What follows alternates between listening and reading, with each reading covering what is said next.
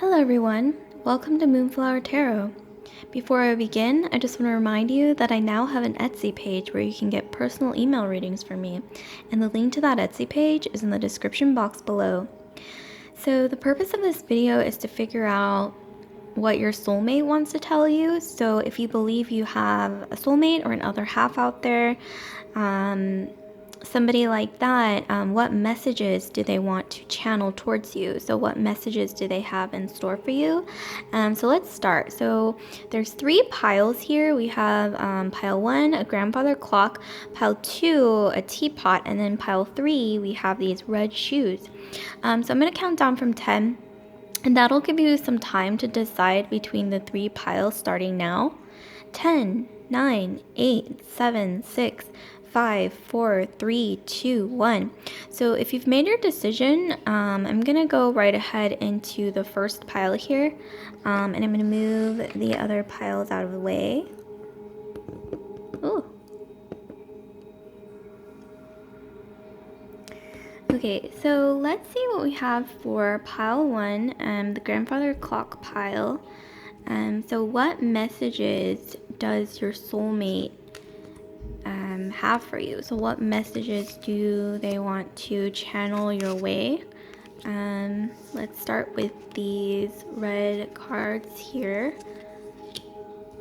So what messages do they have for you? What messages do they want to channel your way? Okay, so we have the lover, the guide, and then we have mother for the first group. Let me actually just go ahead and flip these over as well and try to give you, try to just lay it out and just kind of show you everything here, and then we can go from there. So, okay, we have,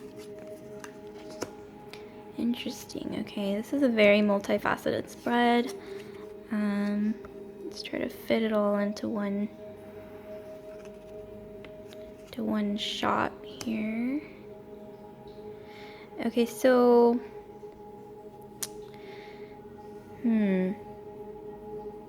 so what I'm seeing here, I just piece everything together. I'm seeing that ultimately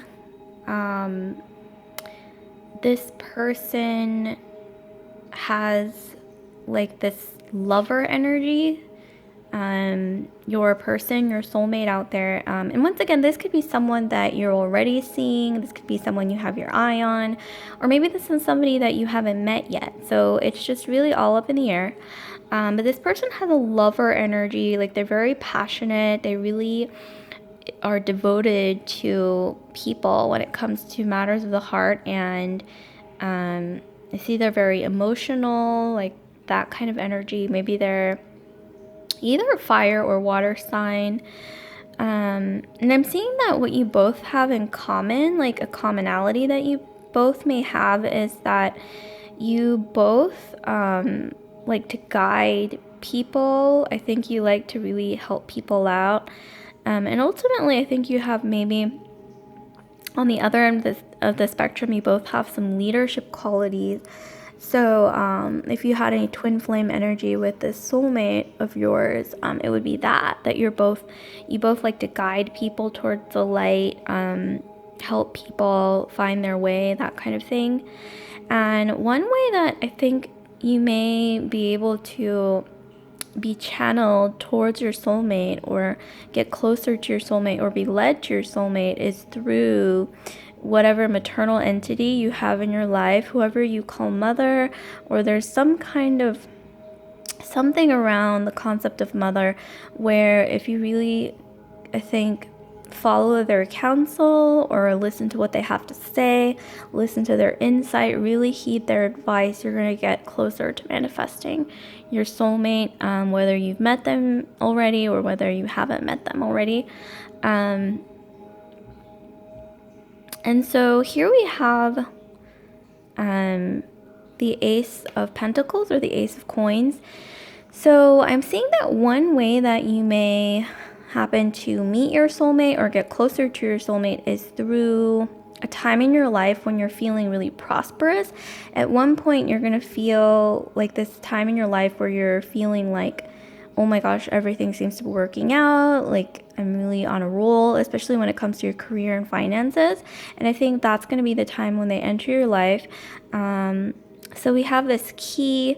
I think that there's some symbolism around a key, like maybe around the time when you receive a key, or when you, I don't know, like you're going to feel like around the time that you know when it clicks that they're your soulmate, there's going to be some connection here to some kind of a key in your life, whether it's getting the keys to something, whether you get access to something that you didn't have access to before, something like that. But I am seeing here, if there's any blockage here in getting closer to your soulmate, it's the evil eye. So here we have envy, gossip. So you may want to create some spiritual protection around you, like burn some white sage, wear some evil eye jewelry, put on some evil eye jewelry, or you could even, put like some evil eye art, or even draw an evil eye and post it up somewhere. If that makes you feel safer, you could sprinkle some salt in your entryways as well. I don't know. This could be all placebo, but if it works, it works. If you believe it works, then oftentimes it will work.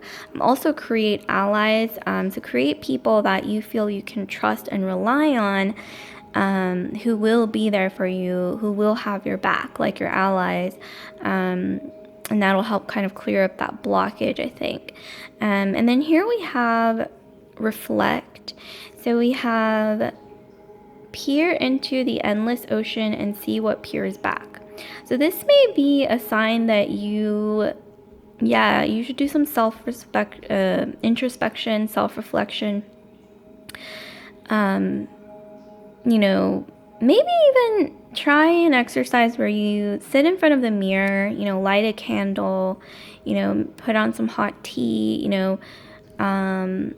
or maybe even take a warm bath, light some candles, like a lavender bath or something, chamomile bath, put some flowers, just have like a me day and just think about yourself. Like, what do I really want in life?